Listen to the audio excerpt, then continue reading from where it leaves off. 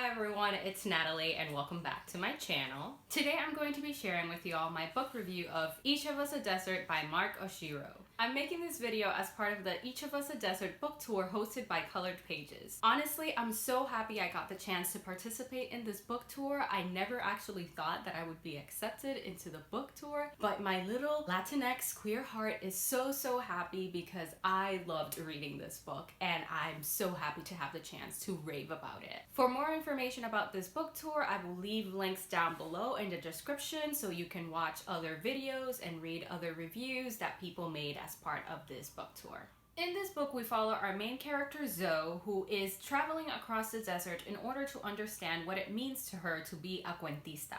A cuentista is someone who takes in the stories of the people of her town and returns them in ritual to the sun god Solis. Since Zoe was given this role at a very young age, she struggles with it. She's not sure she wants to keep being her town's cuentista. So she travels across the desert and starts to learn that there's more to being a cuentista than she first thought, and there's more to the god Solis than she first thought as well. I rated this book 4 stars. I really enjoyed it. One of the things that I enjoyed about it was actually a part of it that I wasn't expecting to be a huge fan of and that I wasn't anticipating when I picked up this book. Because honestly, I picked up this book without knowing much of anything about it, just knowing that I really wanted to read it. But one of the big things about this book, at least for me, is that it's a narrative about faith. It's about questioning faith. It's about wondering what your role is, what your God's role is, what is the connection between the two of you? Is there a God? How much does this God care about you? What does it mean to believe in a God but feel like you have been abandoned by them? So honestly, I was blown away by that aspect of this novel. I was so blown away by it. I honestly really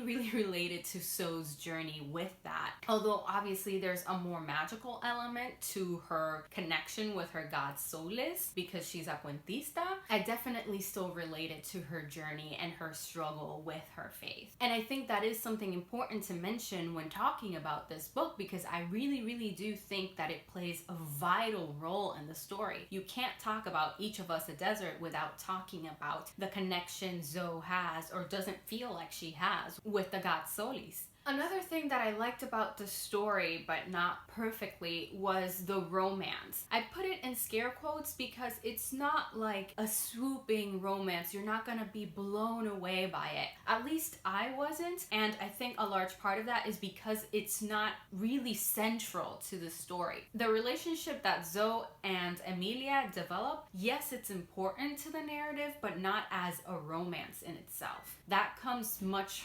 later, and so I think that's kind of why the romance element is more in scare quotes for me, because I don't really think their relationship, the main point of it was to get you to swoon over their romance. I don't think that was the point. I think really this story is about two girls who are lonely, who feel like people don't understand them, who are looking for companionship, for someone who understands where they're coming from, why they feel the way that they do. And so that's how they're brought together, and that's how they start getting to know each other and feel this connection between each other. So yeah, as a connection between two people, I really enjoyed their dynamic, but as a romance, I wasn't really that into it. I needed a little bit more to be more invested in the romance. Something else that meant a lot to me while reading this book was the use of Spanish. Honestly, the author did this so seamlessly, so well, that I just found myself smiling just seeing a book that so unapologetically uses Spanish, because the author really doesn't try to hold your hand, doesn't try to be like, oh, this means this thing or this means this other thing. It's really very much like, figure it out because I'm not going to tell you what it means. And at least for me, that's very valuable and that's very meaningful, because although I understand the role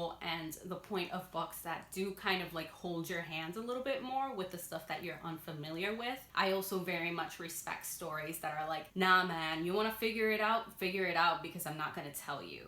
Finally, the other thing that I liked about this book was its discussion about storytelling. It's very much centered on the stories we tell ourselves, the stories we tell others. It's about how sometimes we demand people to hold very emotional things for us, but then we don't return the favor, as it were. We only give so much emotional baggage to other people, and then we don't want to have any of that baggage from that other person. And it's about the conflict that arises from that. It's about the conflict that arises from feeling like you're being used, from feeling like you're always taking in other people's stories, but no one wants to hear yours, and there's no one to listen to your story. So I really loved that. I really loved how this book approached that idea that stories can bring us together, but also tear us apart. I thought it was handled really, really well. So yeah, I would definitely recommend picking up Each of Us a Desert. I really loved it. I love reading books that center on characters, where you really get to know a character. So if that's your jam, totally check this book out.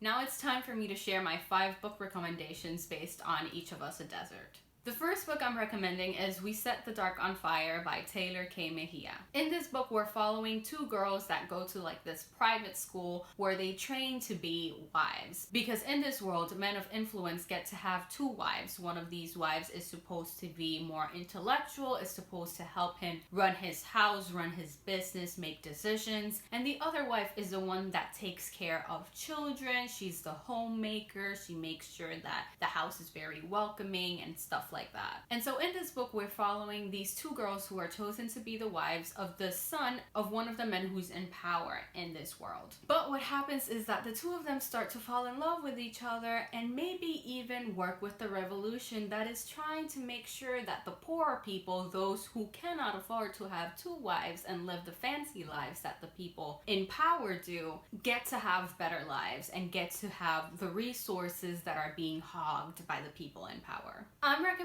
this book mostly because of the sapphic rivals to lovers. If you're looking for another sapphic romance, and you're especially looking for another romance that has rivals to lovers, because it's not quite enemies to lovers, I wouldn't call it as intensive as that. But if you're looking for another one, then this is one that I would highly recommend you pick up. I absolutely loved Dani and Carmen, so please try this one out if you were looking for that vibe.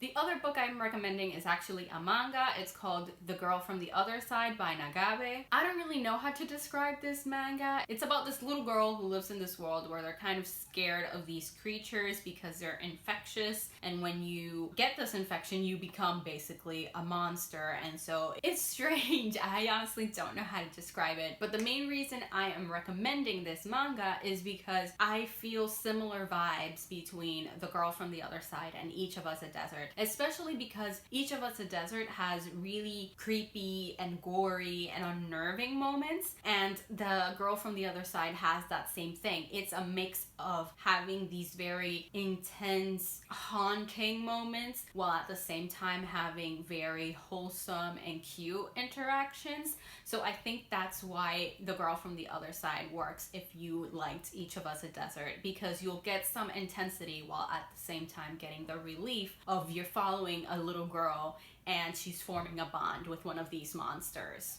The next book I'm recommending is On Earth We're Briefly Gorgeous by Ocean Vuong. This is a literary novel where we follow our main character who's writing a long letter to his mother who can't even read English. And in this letter, he tells her everything he hasn't told her before. He talks about his queer experience, he talks about what it has meant to him to learn things about the past of his family, of his familial trauma and other things. And so I'm recommending this book if you're looking for another character study. If you're looking for another book where you can get really into the mind of a character and how they feel and how they see the world, I think this novel will definitely work for you. It's very introspective, it's very beautifully written, and it's also super sad. So if you're kind of looking for something like that, give this a shot. The next book I'm recommending is Cantoras by Carolina de Robertis. In this book, we're following 5 queer women who live in 1977 Uruguay, and we follow them across several years as they struggle with what it means to be queer, how to be queer, and how to find happiness while living under the Uruguayan dictatorship of the time. This one I'm recommending if once again you're looking for another character-driven story that has very, very little plot, where you're just mainly focusing on characters and their relationships with one another. I would highly recommend this one. The last book I'm recommending is The Weight of the Stars by Kay Ingram. In this book, we're following our main character who really wants to be an astronaut, and it's about the rivals to lovers romance that develops between her and another girl whose mother has gone into space but is probably never going to return to Earth. This one I'm recommending because of the sapphic rivals to lovers. Again, if you're looking for more of that sapphic energy that is more antagonistic, I would highly recommend picking up this book. Anyway, that's it for today's video. Thank you all so much for watching. If you enjoyed this video, please don't forget to like, comment, and subscribe. If you would like to follow me on any of my social media, I will leave the links to that down below in the description. But for now, see you next time.